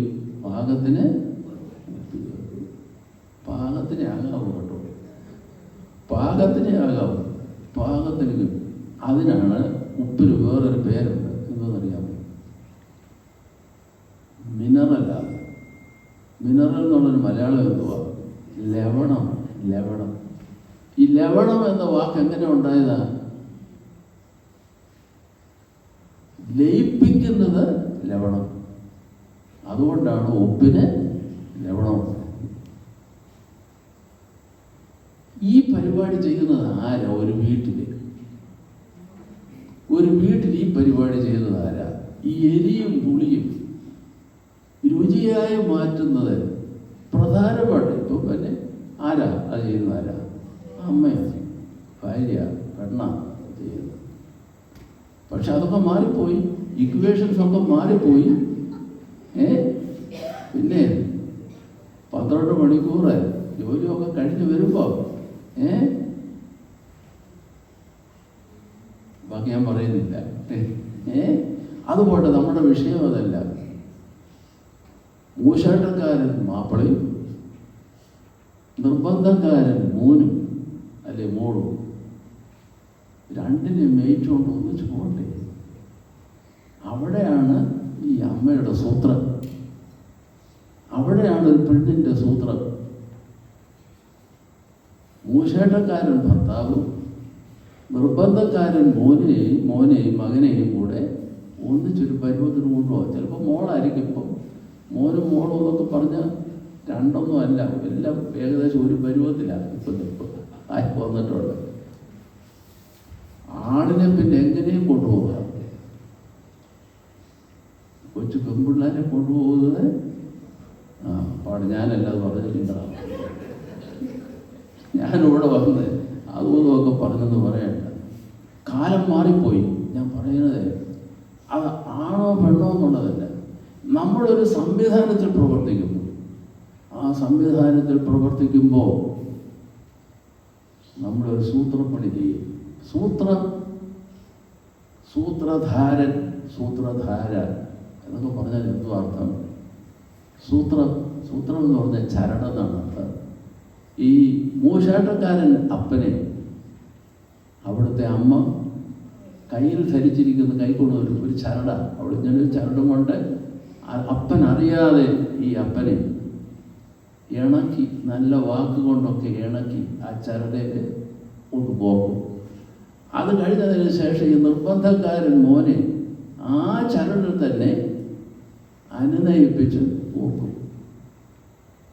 അപ്പോൾ വീണ്ടും മാപ്പിള അപ്പൻ ദേഷ്യപ്പെടുകയാണെങ്കിൽ ആ ചരട് കൊണ്ടൊരു പിടുത്തം. മോന് ഇച്ചിരി മോശമാകുമ്പോൾ എന്ത് ചെയ്യും? ചരട് കൊണ്ട് വേർപെടുത്താം. അതിനായി അമ്മമാരെ സൂത്രധാര എന്ന് വിളിക്കുന്നു. സൂത്രധാര. വീട്ടിലെ സൂത്രധാര ആരാ? ഞാൻ സ്ത്രീകളുടെ കാര്യം മാത്രമല്ല. ആരാണ് സൂത്രധാരൻ? സൂത്രധാരൻ എന്ന് പറഞ്ഞാൽ ചരട് പിടിച്ചുകൊണ്ട് നടക്കുന്നവരെന്നാണ് അർത്ഥം. ചരട് പിടിച്ചുകൊണ്ട് നടക്കുക. പല വിധത്തിലുള്ള ആളുകൾ ഒരു കടലയിൽ, ഒരു പള്ളിയിൽ എന്ന് വിചാരിച്ചോളൂ. ഒരു പള്ളിയിൽ പല ടൈപ്പാണ്. അതൊന്നും അപ്പാടെ ഒന്നും മാറ്റാനൊന്നും പറ്റത്തൊന്നുമില്ല. അച്ഛന്മാരാണല്ലോ ഇതൊക്കെ ചെയ്യേണ്ടത്, അല്ലെ മെത്രാച്ചന്മാരാണല്ലോ. എന്നിട്ട് തന്നെ വലിയ പാടാ ഈ സൂത്രമൊക്കെ ഉണ്ടെങ്കിൽ. വലിയ സൂത്രക്കാരനാണ്. നമ്മൾ പറയുമല്ലോ സൂത്രക്കാരനാണ്, വലിയ സൂത്രക്കാരനാണ്. അതിൻ്റെ എല്ലാ അർത്ഥം ഈ സൂത്രം ധരിച്ചുകൊണ്ട് നടക്കുന്നതാണ്. പക്ഷേ അതിനകത്തൊരു അർത്ഥമുണ്ട്. ഒരു വീട്ടിലാണെങ്കിലും അത് ഞാൻ പെട്ടെന്ന് പറഞ്ഞ് മനസ്സിലാക്കി. ഒരു ഘടനയിലാണെങ്കിലും ഒരു സൊസൈറ്റിയിലാണെങ്കിലും ഈ സൂത്രധാരത്വം ഒരു പ്രധാനപ്പെട്ട ശുശ്രൂഷയാണ്. യേശു ക്രിസ്തുവിൻ്റെ ക്രൂശിലേക്ക് നോക്കി സ്നേഹത്തിൽ നല്ല വാക്കുകൾ ഉപയോഗിച്ച് ലോകത്തിൻ്റെ ഉപ്പായി തീർന്ന് ആ വിവിധ പ്രകൃതക്കാരെ എങ്ങനെ നമുക്ക് യേശുക്രിസ്തുവിൽ ഒരു ചരടിലാക്കിക്കൊണ്ട് ശുശ്രൂഷ നിർവഹിക്കാൻ സാധിക്കും. അത് വൈദികർക്ക് മാത്രമല്ല, ഒരു നല്ല ക്രിസ്ത്യാനിക്ക് അത് സാധിക്കേണ്ടതാണ്. പെണ്ണായാലും ആണായാലും, വീട്ടിലായാലും പള്ളിയിലായാലും, നമ്മൾ പ്രവർത്തിക്കുന്ന പ്രവൃത്തി ഇടങ്ങളിലായിരുന്നാലും. അപ്പോഴാണ് എനിക്കോ എൻ്റെ കർത്താവായ യേശു ക്രിസ്തുവിൻ്റെ ക്രൂശിലില്ലാതെ പ്രശംസിക്കാനുണ്ട്. ഒരു നിർബന്ധക്കാരായ കുഞ്ഞുങ്ങൾ ഈ അമ്മയോട് നിർബന്ധക്കാരിയായാലോ ഒഴിഞ്ഞിരിക്കും. അതുകൊണ്ട് നിങ്ങളുടെ മുഖത്ത് നോക്കിയിട്ട് ഭയങ്കര ഗൗരവവും. നിങ്ങളുടെ കാര്യമൊന്നും ഞാൻ പറഞ്ഞില്ലപ്പാ, ഉദാഹരണങ്ങൾ പറയുന്നതേ ഉള്ളൂ. അതുകൊണ്ടാണ് സദൃശവാക്യങ്ങളിൽ പറയുന്നുണ്ട്,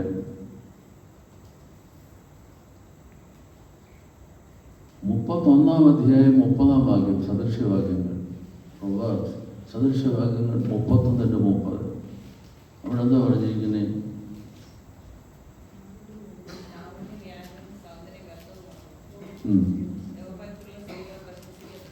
അവിടെ ലാവണ്യം എന്ന് പറഞ്ഞിരിക്കുന്നത് എന്തുവാ? പുറം കാഴ്ചയിലുള്ള ലാവണ്യത്തെ കുറിച്ചാണ്. ലാവണ്യം വ്യർത്ഥവും സൗന്ദര്യം, ലാവണ്യം വ്യാജവും സൗന്ദര്യം. ഇംഗ്ലീഷിൽ പറഞ്ഞിരിക്കുന്നത് charm is deceptive and beauty fleeting. Charm is deceptive, beauty fleeting, ഓടിപ്പോകും.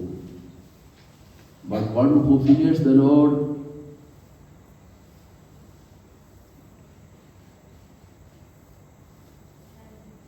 but a woman who fears the Lord will be praised. ദൈവഭയമുള്ള സ്ത്രീ എപ്പോഴും പ്രശംസിക്കപ്പെടും. ആ സ്ത്രീ എന്നുള്ളത് പുരുഷനായാലും അത് ശരിയാണ്. നമ്മളുടെ സാമർഥ്യവും നമ്മളുടെ ബന്ധുബലവും നമ്മളുടെ ധനവും അതെല്ലാം വളരെ വലിയ പുള്ളിയാണ്. പക്ഷെ ഇതൊക്കെ നിരർത്ഥകമായി പോകും. ദൈവഭയമാണ്. ദൈവമുണ്ട്, ദൈവം വസിക്കുന്നു. യേശുക്രിസ്തു സാന്നിധ്യം എനിക്ക് വേണ്ടി കാൽവറിയിൽ യാഗമായ യേശുക്രിസ്തുവിൻ്റെ ക്രൂശ്, യേശുക്രിസ്തു എൻ്റെ ജീവിതത്തിൽ കേന്ദ്രമാകുമ്പോൾ, ജീവിതത്തിൻ്റെ കേന്ദ്രമാകുമ്പോൾ അവിടെ ഞാൻ ദൈവഭയമുള്ള ആൾ. യേശുക്രിസ്തുവിൻ്റെ ക്രൂശ് എൻ്റെ ജീവിതത്തിൽ ഞാൻ പ്രമാണിക്കുന്നയാളും. അങ്ങനെ ഞാൻ മറ്റുള്ളവരുടെ മുമ്പിൽ പ്രശംസനീയനായി, ദൈവത്തിൻ്റെ മുമ്പിൽ. നമ്മൾ പ്രവർത്തിക്കുന്ന വീട്ടിലോ ഏതിടങ്ങളിലായിരുന്നാലും അവർ സ്വീകാര്യരായി മാറും എന്നുള്ളത് ദൈവഭയത്തിൽ ജീവിക്കുന്ന നമ്മൾ മനസ്സിലാക്കേണ്ടതാണ്. ഭയത്തിൽ ജീവിക്കേണ്ട നമ്മൾ. യേശുക്രിസ്തുവിൻ്റെ ക്രൂശിൻ്റെ പ്രസക്തി നമ്മളുടെ സാധാരണ ജീവിതത്തിൽ എങ്ങനെ നമുക്ക് പ്രായോഗികമാക്കി തീർക്കാം എന്നുള്ളത് നമ്മൾ പ്രത്യേകം ശ്രദ്ധിക്കേണ്ടതാണ്. ഇത്തരം എത്രയോ ഉദാഹരണങ്ങളാണ് ക്രൂശിൻ്റെ അർത്ഥവും അതിൻ്റെ പ്രസക്തിയും. ഈ പീഠാനുഭവവാരത്തിൽ നമ്മൾ വീണ്ടും വീണ്ടും അയവിറക്കുമ്പോൾ എങ്ങനെ യേശുക്രിസ്തുവിന് കാൽവറിയിൽ കിടന്നുകൊണ്ട്, ക്രൂശിന്മേൽ കിടന്നുകൊണ്ട്, കർത്താവേ, ഇവർ ചെയ്യുന്ന പാപം ഇവരോട് ക്ഷമിക്കണമേ എന്ന് പ്രാർത്ഥിക്കുവാൻ അവൻ അറിവില്ലാതെ ചെയ്യുന്നതാണ്. ആ പാപം അവരിന്മേൽ നിർത്തരുതേ, അവരോട് പൊറുക്കണം എന്ന് എങ്ങനെ യേശുക്രിസ്തുവിന് പ്രാർത്ഥിക്കാൻ കഴിയും? അവിടെയാണ് ക്രൂശിലെ സ്നേഹം ഏറ്റവും അധികം, പരിത്യാഗത്തിൽ പോകുന്ന സ്നേഹം ഏറ്റവും അധികം പരീക്ഷിക്കപ്പെടുന്ന നിമിഷമാണ് അവൻ ക്രൂശീകരിക്കപ്പെടുന്ന നിമിഷം. അത് ഈ ക്രൂശിലെ അതിൻ്റെ പ്രകാശനം അവിടെ മാത്രമല്ല, നമ്മൾ വ്യാപരിക്കുന്ന തലങ്ങളിലെല്ലാം ഉണ്ടാവുകയായി. ഒരുപാട് നന്മ ചെയ്യുന്നു. നമ്മളുടെ സമയം, നമ്മളുടെ അധ്വാനം, നമ്മളുടെ ബുദ്ധി ഒന്നും നോക്കാതെ ധാരാളമായി ഉപകാരങ്ങൾ ചെയ്ത മനുഷ്യർ. അവരെത്ര ഇന്ന് വായിച്ച ഭാഗത്താണെന്നാണ് എൻ്റെ ഓർമ്മ. അവരെ സൗഖ്യമാക്കുന്നവർ 3-3.5 വർഷക്കാലം എത്രയോ പേരെ സൗഖ്യമാക്കി. എത്രയോ പേരുടെ ജീവിതത്തിലേക്ക് അവൻ പ്രവേശിച്ച് അവരുടെ ജീവിതത്തെ ധന്യമാക്കി. അവരെ ക്രൂശിക്കുക എന്ന് പറയുന്നവരുടെ ഇടയിൽ അവനിൽ നിന്ന് സൗഖ്യവും ക്ഷേമവും അനുഗ്രഹങ്ങളും പ്രാപിച്ച ആളുകളും ഉണ്ടായിരുന്നുവെന്നാണ് പിതാക്കന്മാർ നമ്മളോട് പറയുന്നത്. പ്രാർത്ഥനയിലുള്ളതാണ്.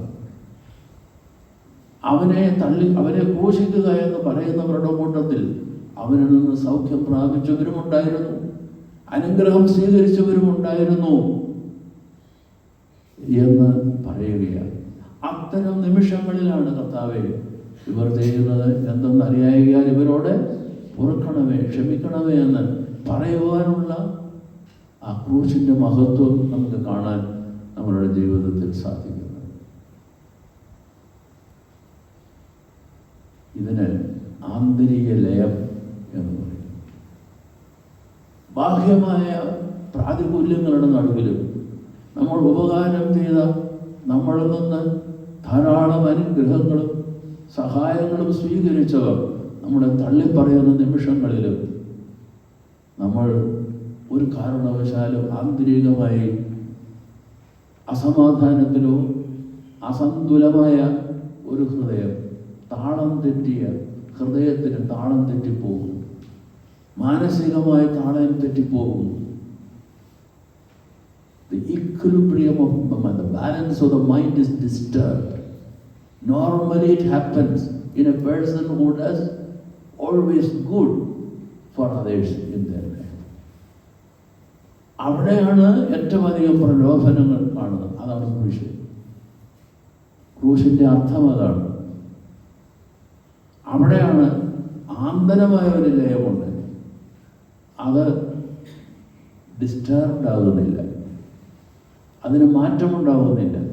ആ മാറ്റമുണ്ടാകാൻ കഴിയാത്ത വിധം ഉദാത്തമായി, ഉത്കൃഷ്ടമായി അതിലൊക്കെ ഉയർന്നു നിൽക്കുന്ന ക്ഷമയുടെയും സഹനത്തിൻ്റെയും ഭാവം നമ്മളുടെ ജീവിതത്തിൽ ഉണ്ടാക്കാൻ കഴിയുമ്പോഴാണ് നമ്മൾ സ്നേഹിക്കുന്ന ഭർത്താവിൽ നിന്ന് എങ്കിലും എത്ര നാളായി എൻ്റെ അച്ചായൻ അങ്ങനെ പറയുമെന്ന് ഞാൻ ചെയ്യുമെന്ന് ഞാൻ ഉണ്ടാവും ഉണ്ടാതിരിക്കുന്നേ, എന്നാലും അവൾ എന്നോട് അങ്ങനെ ചെയ്യുമെന്ന് ഞാൻ ഒരിക്കലും ഉണ്ടോ? നിങ്ങളാണ് പറഞ്ഞത്, ഞാനല്ല.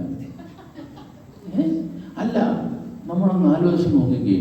ഭാര്യ ഭർത്താക്കന്മാരായിട്ട് ഒരു 50 വർഷം ജീവിച്ചു കഴിഞ്ഞിരിക്കുന്ന, കൊച്ചുമക്കളുമായ ഭാര്യയും ഭർത്താവും മാത്രം ജീവിക്കുന്ന ഒരു കുടുംബത്തിൽ 50 വർഷം കനകജൂബിലി, വിവാഹത്തിന് കനകജൂബിലി കഴിഞ്ഞിരിക്കുന്ന, ഗോൾഡൻ ജൂബിലി കഴിഞ്ഞിരിക്കുന്ന ഭാര്യ ഭർത്താവിനെ കുറിച്ച് പറയാം. എന്നാലും അച്ഛൻ അങ്ങനെ പറയുമെന്ന് ഞാൻ വിചാരിച്ചില്ല. Unbearable, unpredictable, such is life. ഒരു ജീവിത പങ്കാളി പോലും അങ്ങനെ പറയുമെന്ന്, അങ്ങനെ പ്രവർത്തിക്കുമെന്ന്, അങ്ങനെയുള്ള ഒരു മനുഷ്യ പ്രകൃതിയുള്ള ഒരു പശ്ചാത്തലത്തിലാണ് നമ്മൾ ജീവിക്കുന്നത്. ആ പശ്ചാത്തലത്തിൽ യേശുക്രിസ്തുവിൻ്റെ ക്രൂശിന് എന്തെങ്കിലും പ്രസക്തിയുണ്ടോ? പരിത്യാഗത്തിൽ കുതിർന്ന സേവനത്തിൽ, സ്നേഹത്തിൽ, പരിത്യാഗത്തിൽ കുതിർന്ന സ്നേഹത്തിൽ മറ്റുള്ളവർക്ക് ശുശ്രൂഷ ചെയ്യുവാൻ അല്ല, അവരുടെ ആ സ്നേഹത്തിന് നേരെ വിപരീതമായി, സേവനങ്ങൾക്ക് വിപരീതമായി പ്രതികരിക്കുന്ന സന്ദർഭങ്ങളിൽ പോലും നമ്മളുടെ ആന്തരിക ലയം, ആന്തരികമായ സമതുലനത യേശുക്രിസ്തുവിൻ്റെ ക്രൂശിൽ തന്നെ നിലനിർത്തിക്കൊണ്ടു പോകുവാൻ യേശുക്രിസ്തുവിനെ പോലെ നമുക്ക് കഴിയുമ്പോഴാണ് ക്രൂശിൻ്റെ സ്നേഹത്തിൻ്റെ അർത്ഥം പ്രായോഗികമായി നമ്മളുടെ ജീവിതത്തിൽ നമുക്ക് നിലനിർത്താൻ കഴിയുന്നതും. അതുണ്ടാക്കി തരുന്ന അനുഗ്രഹം വളരെ ശ്രേഷ്ഠമാണ്, ഒരിക്കലും മറന്നുപോകരുത്. അപ്പോഴാണ് നമ്മളുടെ ജീവിതത്തിന് അർത്ഥം നമ്മൾ തിരിച്ചറിയുന്നത്. അപ്പോൾ മാത്രമാണ് യേശുക്രിസ്തു എനിക്ക് വേണ്ടി കാൽവരിയിൽ യാഗമായി തീർന്നവനാണെന്ന് എനിക്ക് പ്രായോഗികമായി തിരിച്ചറിയാൻ സാധിക്കും. So God is so great to me. My Lord, my Christ is so great to me എന്ന് പറയാൻ എപ്പോഴാണ് സാധിക്കുന്നത്? ചോദ്യം. എത്ര നമ്മൾ നന്മ ചെയ്തിട്ടും അതിന് വിരുദ്ധമായി പ്രതികരിക്കുമ്പോൾ നമ്മുടെ മനസ്സിൻ്റെ സമതുലന തെറ്റാതെ, ബാലൻസ് വിടാതെ യേശുക്രിസ്തുവിൽ പൂർണ്ണമായി ആശ്രയിച്ച് അവൻ്റെ ക്രൂശിനെ നമ്മൾ ആഞ്ഞു പിടിച്ച് നമ്മുടെ നെഞ്ചോട് ചേർത്ത് നിർത്തുമ്പോൾ അവൻ്റെ തലോടലും അവൻ്റെ അനുഗ്രഹങ്ങളും മറ്റെല്ലാ സ്നേഹത്തെക്കാളും, മറ്റെല്ലാ അനുഗ്രഹകരമായ പ്രതിസ്പന്ദനങ്ങളെക്കാളും ഉപരിയായ സ്നേഹമായി നമ്മുടെ ജീവിതത്തിൽ തിരിച്ചറിയാൻ സാധിക്കും.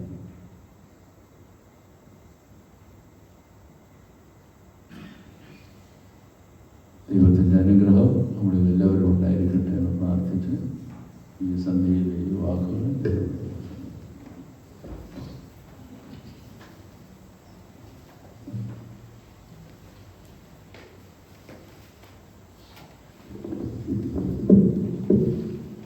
കർത്താവിനാൽ അനുഗ്രഹിക്കപ്പെട്ടവരെ, അഭിമന്യ തിരുമനസ്സിൻ്റെ അനുവാദത്തോടുകൂടി വാചാലമാകാത്ത മൗനമായിട്ടുള്ള ദൈവിക സ്നേഹത്തിൻ്റെ പ്രദർശനമായി പ്രശംസിപ്പാൻ തക്കവണ്ണം ക്രൂശ് മാത്രമായിട്ട് ചിന്തിപ്പാൻ തക്കവണ്ണം ഈ ആഴ്ചയിലേക്ക്, ആശാശുശ്രൂഷയിലേക്ക്, ക്രൂശിൻ്റേതായിരിക്കുന്ന വഴികളിൽ കൂടി യാത്ര ചെയ്യുവാൻ തക്കവണ്ണമായിട്ട് ആ സ്നേഹം എപ്രകാരം ആലയത്തിൽ, ഭവനത്തിൽ, ദൈവാലയത്തിൽ, വ്യക്തിജീവിതത്തിൽ, സമൂഹ ജീവിതത്തിൽ അത് ഉൾക്കൊള്ളണം, അത് രുചിക്കുന്നത് എപ്രകാരമായിരിക്കണം, ഏത് വിധത്തിലായിരിക്കണം അതിനെ ഉൾക്കൊണ്ടേണ്ടത് എന്നുള്ളത് അഭിമന്യ തിരുമനസ്സുകൊണ്ട് നമ്മെ പറഞ്ഞ് മനസ്സിലാക്കുവാനും ഈ ആഴ്ച തുടക്കമായിട്ടുള്ള ദിവസത്തിൽ അത് ഉൾക്കൊണ്ടുകൊണ്ട് മുന്നോട്ട് പോകുവാൻ തക്കവണ്ണം, ഓരോ ദിവസങ്ങളിലും പോകുവാൻ തക്കവണ്ണമായിട്ട് ദൈവം തമ്പുരാൻ ഇടയാക്കട്ടെ എന്ന് ആദ്യമേ തന്നെ പ്രാർത്ഥിക്കുന്നു. കഴിഞ്ഞ ദിവസങ്ങളിലൊക്കെ നമ്മൾ ഏറ്റവും അധികമായിട്ട് പ്രയാസപ്പെട്ട് മുന്നോട്ട് പോയിട്ടുള്ള ദിവസങ്ങളായി. കാരണം 7 വർഷങ്ങൾക്ക് ശേഷമാണ് ഈ ആലയത്തിൽ ഒരു തിരുമനസ് കഷ്ടാനുഭവ ശുശ്രൂഷയ്ക്കായിട്ട് കടന്നു വരുന്നത്. നമ്മൾ അതിനുവേണ്ടി പൊതുയോഗ തീരുമാനപ്രകാരം അഭിമന്യ തിരുമനസ്സിനെ നമ്മൾ ക്ഷണിക്കുവാനിടയായി സന്തോഷപുരസരം ഈ ആലയത്തിലേക്ക് അദ്ദേഹം എത്തിച്ചേരാമെന്ന് പറഞ്ഞു. അദ്ദേഹത്തിൻ്റെ ഗുരു കൂടിയാണ്, എന്നെ പഠിപ്പിച്ചിട്ടുണ്ട്. അദ്ദേഹത്തിൻ്റെ പാദപീഠത്തിൽ ഇരുന്നു കൊണ്ട് എനിക്ക് പഠിക്കുവാനും ഒക്കെയും